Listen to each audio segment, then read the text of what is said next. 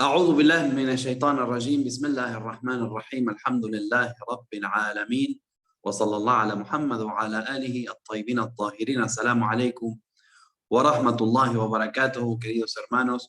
Continuamos aprendiendo el capítulo 78 del Sagrado Corán, Suratul Insan, el ser humano, perdón, Suratul Naba. No llegamos a Suratul Insan todavía. Suratul Naba. Capítulo 78, Suratul Naba, la gran noticia.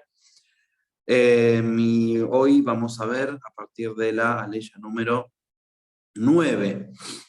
Así que estamos viendo esta sura revelada en la Meca, que habla de esta gran noticia. Puede ser el Yaumul Qiyamah, el día de la resurrección, el día del juicio. Puede ser el Wilaya, ya hemos hablado de eso. Llegamos a esta parte. Y vamos a comenzar a hablar sobre estas aleyas que vienen todas juntas, en donde hay algunas palabras, algunas preguntas, perdón. Ya habían empezado antes, ¿no? وَخَلَقْنَاهُمْ أَزْوَاجًا, y no los hemos creado acaso en parejas. Son preguntas que hace Allah al ser humano para llamarlo a la reflexión, y vamos a ir punto por punto. Entonces, la ley número dice, la ley número 9 dice, وَجَعَلْنَا نَوْمَكُمْ سُبَاتًا, y hemos establecido vuestro sueño como descanso. Muy bien, esta palabra subat, que viene aquí al final de la aleya, viene de sabt, que originalmente tenía el sentido de cortar algo, de terminar algo, ¿sí? Entonces, este sentido después fue cambiando y le da sentido a la palabra de un descanso, un periodo de descanso, un feriado. Perdón, que estoy un poquito mal de la garganta. Y entonces, bueno, podemos decir que el descanso en sí es, de alguna forma, digamos, el sueño, el descanso, es ¿cómo se dice? Digamos, es como una tranquilidad en la vida del hombre. La persona está todo el día trabajando, haciendo sus cosas. Bueno, es un periodo en el que se va a desenchufar, digamos, de todas las actividades y va a poder descansar, incluso de las actividades espirituales, ¿no? Es un momento en el que la persona, digamos, cuando descansa, cuando duerme, puede cargar las pilas. Incluso también el creyente debe reparar en la forma de descansar, en las horas que va a descansar. ¿En qué momentos va a descansar? Hay momentos en que no debe descansar, hay momentos en que es makruh, ¿sí? Es desaconsejable dormir. Por ejemplo, este momento que estamos viviendo ahora, por ejemplo, acá en Argentina, es la hora del Maghrib, más o menos hace 20 minutos fue el Maghrib. Cuando llega el adán del Maghrib no debemos estar durmiendo. Lo mismo que después del Fajr, del Salat del Fajr, es mejor no dormir. Son momentos en que no hay que descansar, hay que trabajar, hay que estar activos. Y si ponemos a pensar también en cuanto al sueño y al cansancio que el cuerpo tiene, ¿no? Dios no descansa porque Dios no se cansa, pero el ser humano sí se cansa y necesita, para fortalecer su cuerpo, para poder realizar sus actividades, incluso las actividades de ibada, de adoración, debe descansar, y de esta manera fortalece tanto su espíritu como fortalece su cuerpo. Y bueno, es algo que Dios lo puso para el hombre y que va a ocupar más o menos 1/3 de la vida de la persona. Fíjense cuánto tiempo nosotros estamos durmiendo. Más o menos con un sueño normal, si uno se pone a pensar, son entre 6 horas, 8 horas por día, de las 24 horas que tenemos en el día. Entonces, más o menos es 1/3 de nuestra vida. Muy bien. Entonces, hay una cuestión que tiene que ver con la parte física o biológica de la persona, que hay una necesidad de que el cuerpo descanse, digamos, de que el cerebro también descanse. Hay una necesidad espiritual también de descansar, también psicológica, y esa quietud que va a tener el cuerpo y que va a tener la mente, le va a dar energía para seguir haciendo sus trabajos, incluso, como dijimos, la adoración. Por eso hay distintos tipos de descanso, ¿no? También, no solamente es el dormir. Una forma de descansar una mente agobiada también es aprendiendo cosas nuevas, cosas agradables. Hay un hadith del Imam Ali alayhi salam que habla de que cuando tú no des más, cuando tu mente ya no dé más, entonces lo que debes hacer es leer un libro. A ver, yo les pido un minuto que tengo que resolver un tema acá. Esperen, porque ya vengo.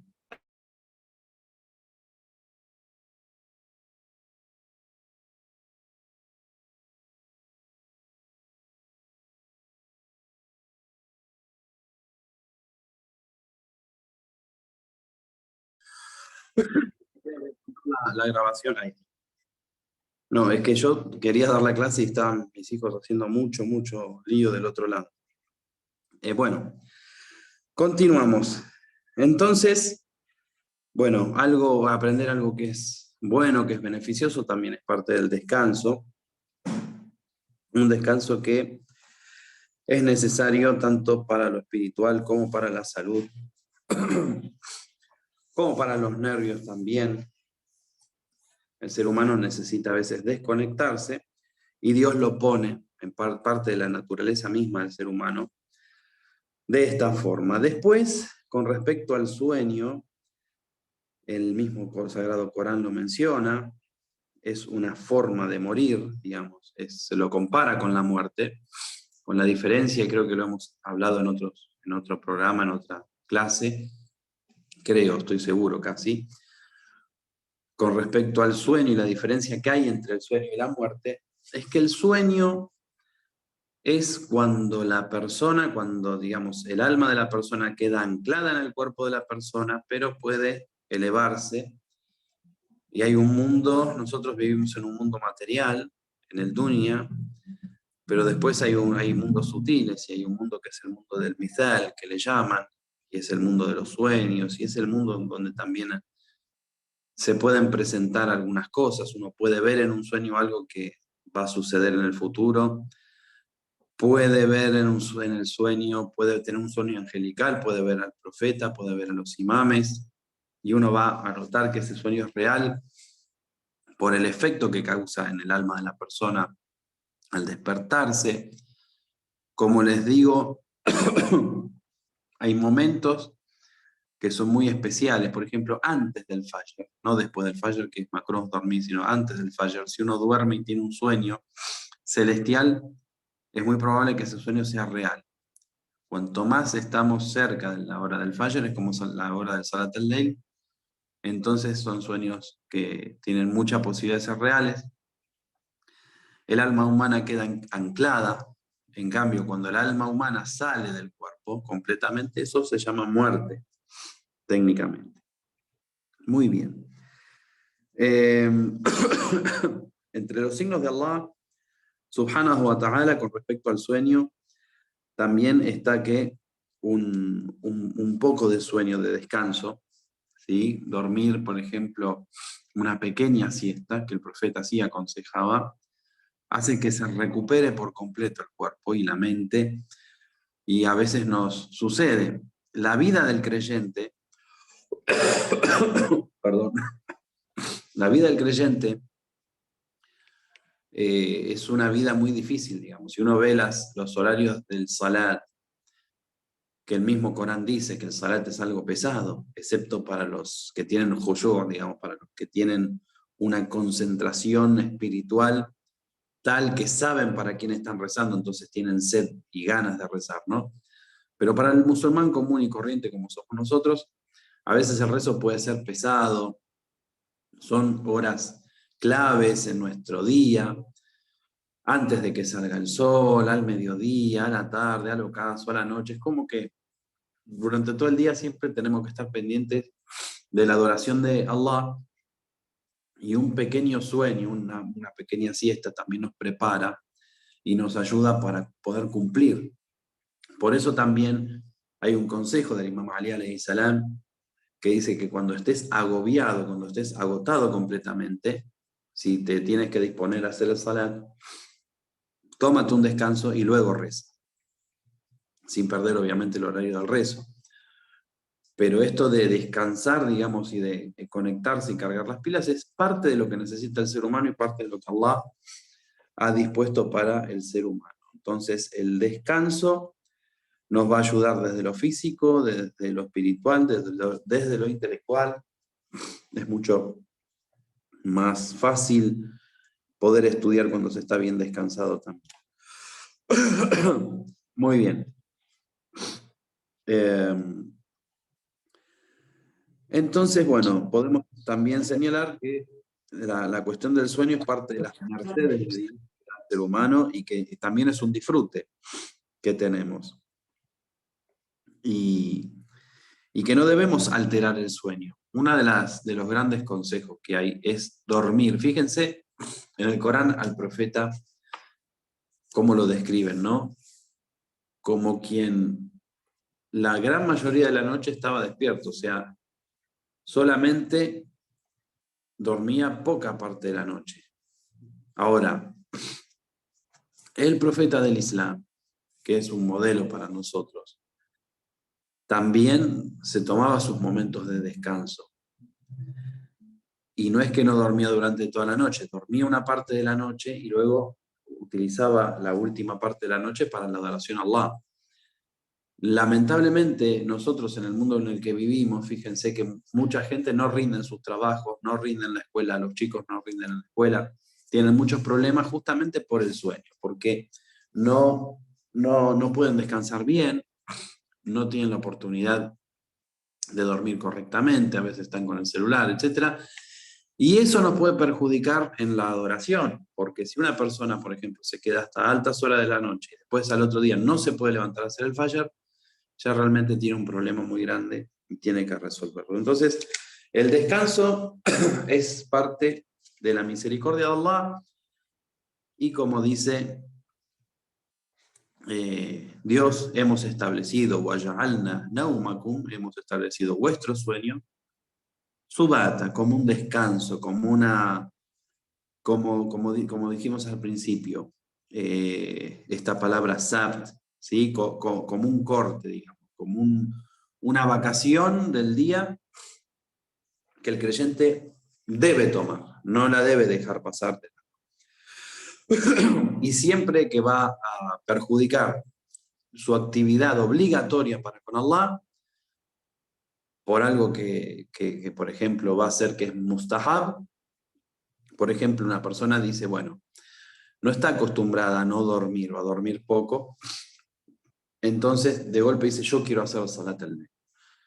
Yo lo vi mucho eso, mucha gente. Yo voy a empezar a hacer el Salat al-Layl y todas las noches voy a levantar y voy a hacer el Salat al-Layl. Y está bien y está muy bien, pero si después, al tercer día o al cuarto día o a la semana, ya deja todo porque no se puede levantar ni al Fajr, entonces eso es contraproducente, debe descansar. Debe descansar para hacerlo obligatorio. Una vez que dominó lo obligatorio, bueno, puede pasar a la otra etapa. Y continúa diciendo, وَجَعَلْنَا اللَّيْلَ لِبَاسًا, e hicimos la noche como una vestimenta, como una vestidura, como dice allí, como un manto también lo traducen. Y bueno, de la misma forma, ¿no? La noche es un signo de Allah. Es decir, que el ser humano funciona de una forma en que la luz diurna lo despierta. Fíjense que hasta los animales, ¿no? Por ejemplo, en los criaderos de pollos,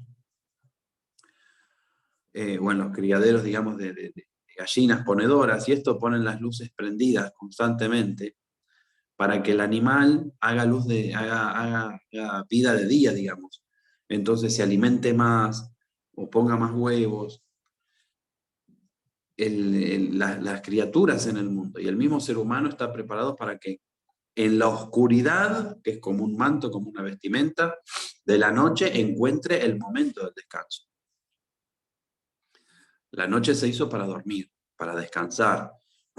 Lo vemos en el mundo entero. O sea, la gran mayoría de la gente descansa a la noche, la gran mayoría de los animales, el ecosistema, hay una paz, hay una tranquilidad y es un momento para dormir. En contraposición, el día y la primera parte del día y esa luminosidad que hay al principio y ese viento que hay puro a la mañana cuando uno se levanta, es el momento de trabajar, es el momento de que el ser humano realmente se gane el sustento. Y justamente dice, وَجَعَلْنَا النَّهَارَ مَعَاشًا. Y ahí junta esta ley con lo que estábamos diciendo antes. La noche es para descansar. La noche está diseñada para que se preste al sueño y al descanso. Pero el día, وَجَعَلْنَا النَّهَارَ, y establecimos en el día, ma'asha, la vida, el ganarse la vida, el sustento. El ma'asha viene de ahí, de vivir, digamos. Entonces,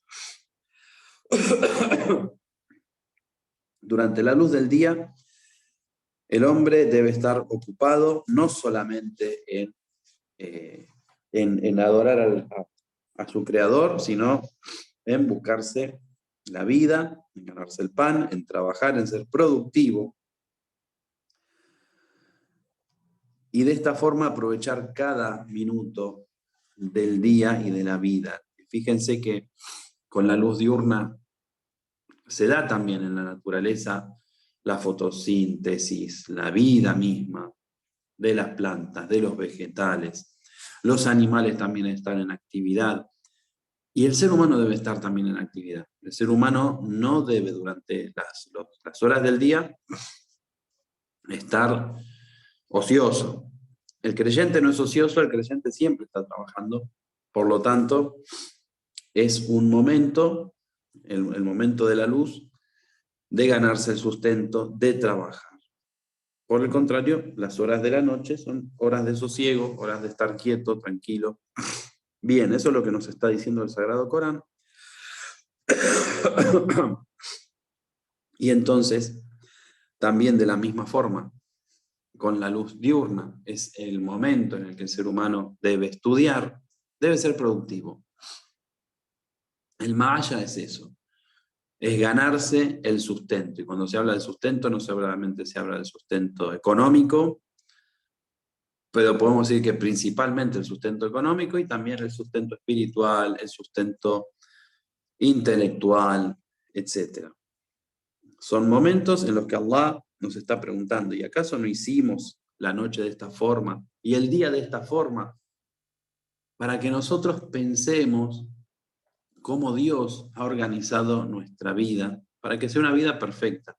Y si nosotros queremos tener una vida perfecta, seguir las enseñanzas del Sagrado Corán y estos ejemplos que pone el Sagrado Corán para que sepamos los tiempos. Lamentablemente mucha gente grande, gente que ha estudiado, que están preparados, no saben los tiempos de la vida, ¿no? Hay gente que se acostumbra a estar muy ociosa durante las noches, durante el día duermen y después se preguntan por qué no progresan, por qué no tienen dinero, por qué no, intelectualmente no crecen tampoco.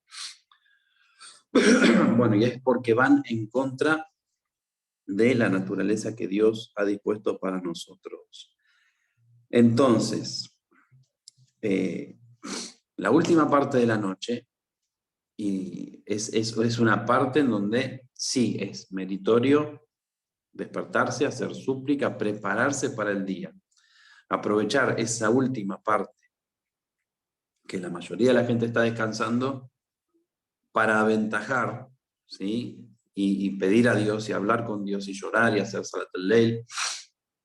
Prepararse espiritualmente para afrontar después el día, no para irse a dormir. O sea, una persona que se va a levantar media hora antes del Fajr, 40 minutos antes del Fajr, para hablar con Dios, ya después queda despierto y aprovecha las primeras horas de la mañana. Eso es muy importante porque son los momentos en los que tanto el profeta como el mismo Sagrado Corán nos dice tenemos que buscar la vida justamente. Y Dios ha establecido estos tiempos para eso, para buscar la vida, para trabajar, para desarrollar todos los movimientos que vamos a realizar. Entonces, para cerrar este tema y pasar al otro, podemos decir de alguna forma que Allah subhanahu wa ta'ala ha creado un sistema y un calendario natural para todas las criaturas en el que hay un momento para descansar y debe descansar, y hay un momento para trabajar y para buscar la vida y el sustento, y debe hacerlo. Muy bien. Eso por un lado. Continúa diciendo, وَبَنَيْنَا فَوْقَكُمْ سَبْعًا شِدَادًا. Y no hemos construido por encima de vosotros los 7 firmamentos sólidos. Y acá ya entra en otro tema que tiene que ver directamente con la creación del universo, del sistema solar, del cosmos. Entonces, Dios va pasando desde una cosa tan pequeña como es nuestra vida diaria, nuestro sueño, nuestro descanso, nuestro día diurno, digamos, nuestra mañana, a llamar a la reflexión sobre cómo también de la misma forma que organiza la vida del ser humano, organiza el universo. Y de esta forma nos dice que ha construido por encima nuestro fauqa, dice por encima de vosotros, sab'an shidada. Los 7 sólidos, quiere decir esto, 7 duros. También, a ver cómo lo pusieron ahí. Bueno, firmes también. Entonces, aquí el número 7 no necesariamente tiene que ser 7, puede ser que hable de mucho, de una gran cantidad, y que lo que esté hablando es, digamos, de los distintos sistemas solares que hay.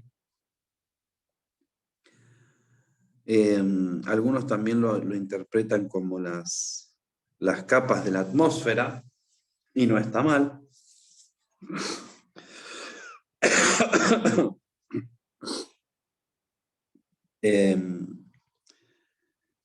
Y bueno, aquí lo que hace hincapié es, si vamos a hablar de lo que son las capas de la atmósfera, que en otros lugares del Sagrado Corán, en otras aleyas también hace mención, y que son cielos que no tienen columnas que los sostengan, etc. Nosotros podemos decir también que Allah subhanahu wa ta'ala creó de esta forma nuestro planeta. Crean, digamos, atmósfera también para que haya posibilidad de vida en el planeta, y que bueno, está todo administrado por Dios para que nosotros estemos vivos cada día y tengamos una oportunidad de llevar nuestra vida adelante, y que no, digamos, todas las cosas no están así nomás, sino que es Dios el que lleva el control de todas las cosas. Lo mismo la purificación del aire y todo el sistema que Dios ha creado para que tengamos justamente un día y una noche perfectas, ¿no? Muy bien, y si hablamos de las galaxias, bueno, más aún también la gran creación de Allah en el universo, que no tiene fin. Dios está siempre en constante creación. El mismo universo va creando espacio dentro de sí mismo y se va expandiendo, y esto lo dice la ciencia moderna y lo ha dicho el Sagrado Corán hace 1400 años, lo mismo que Disculpen. Lo mismo que la cuestión del universo y su expansión constante y el espacio que va creando en sí mismo. Muy bien. Entonces, acá se menciona eso. Y luego va a hablar en esta próxima ley, y ya después vamos a parar acá, no vamos a avanzar más, que es la ley número 13. En la ley número 13, que se me perdió acá, en la ley número 13 dice, وَجَعَلْنَا سِرَاجًا وَهَّاجًا. El siraj nombra, wahaya. ¿Y acaso no colocamos un lucero esplendoroso o una lámpara también luminosa, radiante, como dice allí? El siraj, este del que habla, esta lámpara, no es más ni menos que el sol, la luz solar con la que también se crea la vida para el hombre, para el ser humano, y que es importantísima, es, digamos, fundamental para la vida de todo ser vivo en el planeta. Entonces, es con el mismo sol, con la atmósfera también, que nombrábamos antes, con este establecimiento del día y la noche, como el ser humano puede vivir y llevar adelante su vida. Entonces, ¿por qué estos ejemplos que pone? Para que el hombre empiece a pensar desde lo más básico. Y lo más básico es cómo Dios creó el universo y creó este planeta, lo puso en un lugar, fíjense, la distancia perfecta entre el Sol y la Tierra para que llegue el calor exacto y para que se produzca una atmósfera tal en la que pueda haber vida y que nosotros estemos vivos y nosotros junto a otras miles de criaturas, como seres humanos, somos seres pensantes, que sentimos, que tenemos una fitra y que conocemos a nuestro Creador y tenemos que ir hacia Él. Entonces, lo maravilloso de esto, ¿qué es? Y por eso el Corán se menciona todo esto. Lo maravilloso es que todo el universo, en definitiva, gira por orden de Allah para que el ser humano pueda llevar una vida adelante en el dunya, en este mundo, y así ganarse el Jannah. Entonces, por eso es ese llamado constante a la reflexión de lo que es la vida animal, la vida vegetal, los astros, las montañas, el día, la noche, el frío, el calor, el agua, etc. Si no fuera por el sol, si el sol mismo se apagaría, no habría luz. Fíjense que el sol cumple una función de calentar la tierra de una manera que incluso hasta para combatir las bacterias sirve el sol. De la misma forma es un agente purificador de aquellas cosas que están impuras. En algunas formas el sol también es un agente purificador. Aquí ponen que de acuerdo a un cálculo científico, dice que hecho por el doctor White, en un libro que se llama Mundo de Estrellas, que se descubrió que si la humanidad debiera abonar la luz y el calor solar, la suma alcanzaría los 1.700 millones de dólares por hora, ¿no? Si se tendría que pagar por el sol, imagínense. Esperemos que nunca nos pase. Ahora, por algo Allah le enseñó a los ángeles la palabra alhamdulillah, porque es la única forma, porque es una palabra, una expresión creada por Allah para que el ser humano le agradezca a Allah. La alabanza es solo para Dios, alhamdulillah, esta expresión que creo que lo vimos cuando vimos el tafsir de Suratul Fatiha, hace 2 años cuando empezamos más o menos con estas clases,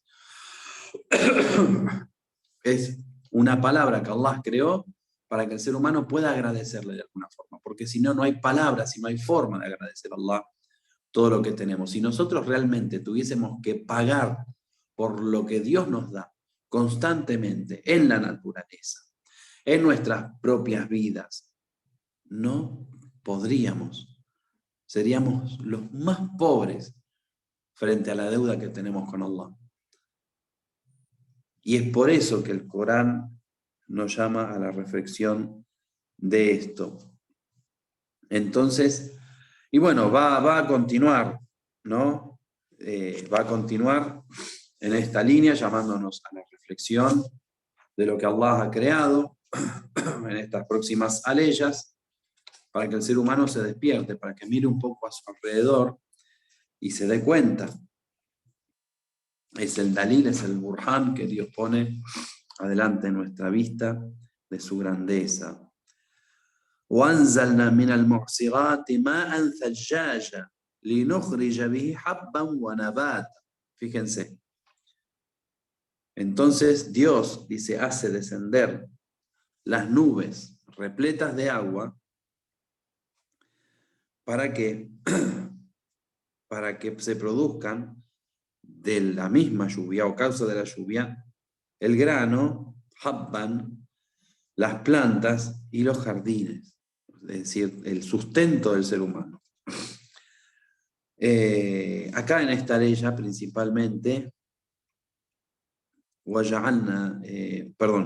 وأنزلنا من المعصرات, esta palabra mu'cirat, ماء ثجاجا,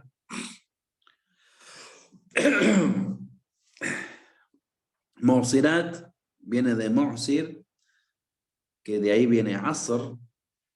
¿Se acuerdan? ¿Cómo saben cómo se dice jugo en árabe? Se dice asir. Asir, ¿qué quiere decir? Un exprimido, algo apretado, que se le saca el jugo.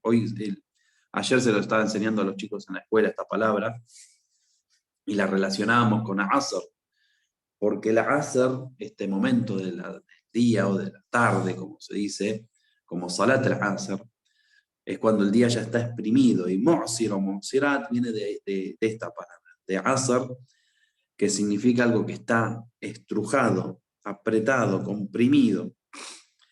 Entonces, de esta forma también, Allah es como si exprimiese las nubes para que salga el agua de esta manera. Sajjajan, ¿sí? Que significa algo que es continuo.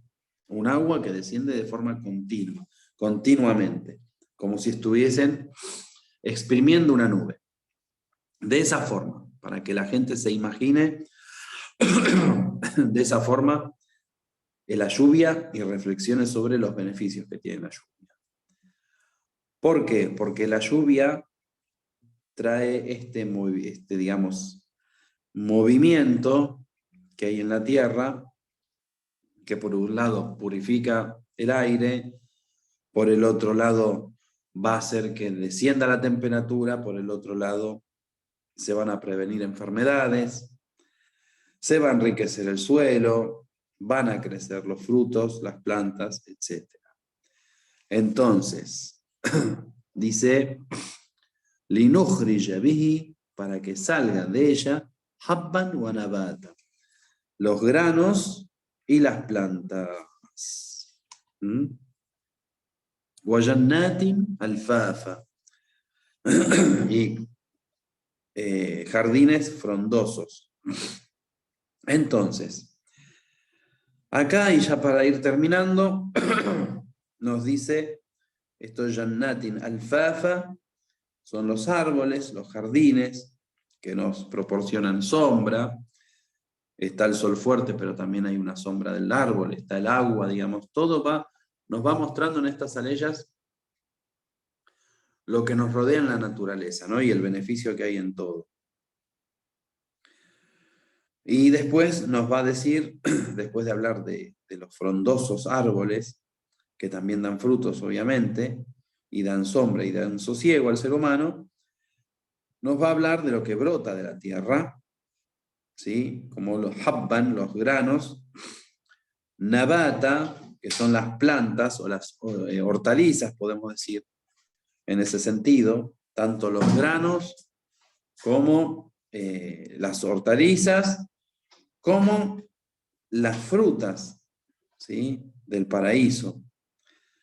Entonces, todo esto con lo que el ser humano se alimenta, todo esto que necesita del agua y que está compuesto de agua también, como de la misma forma el ser humano está compuesto de agua en un 70%, fíjense, o sea, viene del agua por la lluvia, todas, digamos, tanto los granos, las hortalizas, las frutas, contienen agua, como el ser humano mismo, y como dice el Sagrado Corán, hemos creado a todo ser min alma, del agua.